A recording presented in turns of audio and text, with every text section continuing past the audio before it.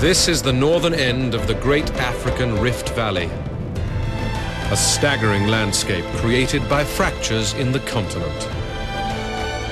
This is the cradle of evolution for mankind.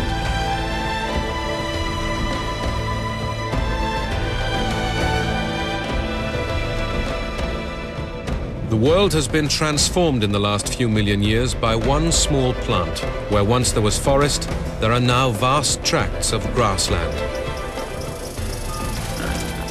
And with grass have come new species of grazing mammals.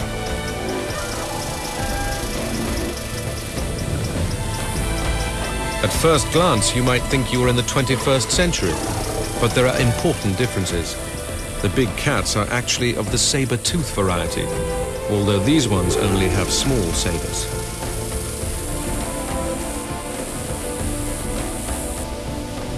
And creatures like Dinotherium might look like elephants, but they are 3 times the size, with tusks that curve downwards for stripping bark off trees.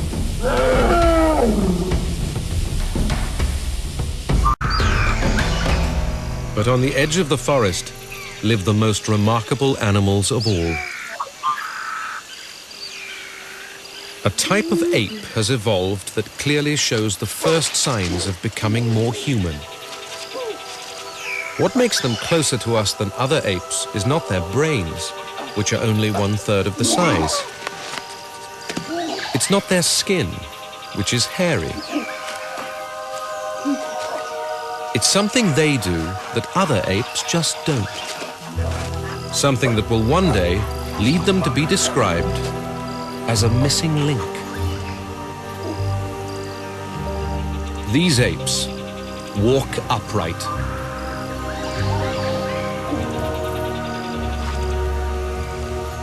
These are Australopithecus. Go back 200,000 generations and your relatives would look something like this. They live in groups with complex social structures and are also very political animals. This is Gray, the eldest of the group. He is 30 years old and the top male, but only for as long as the females want him to be. Females are just 2/3 of the size of the males, but Gray needs their support if he wants to stay in charge.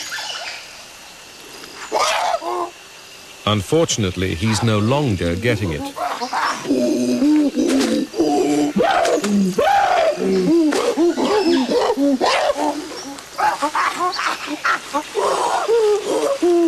With the death of the lead female, this noisy individual called Babel has now replaced her, and she is no fan of Gray.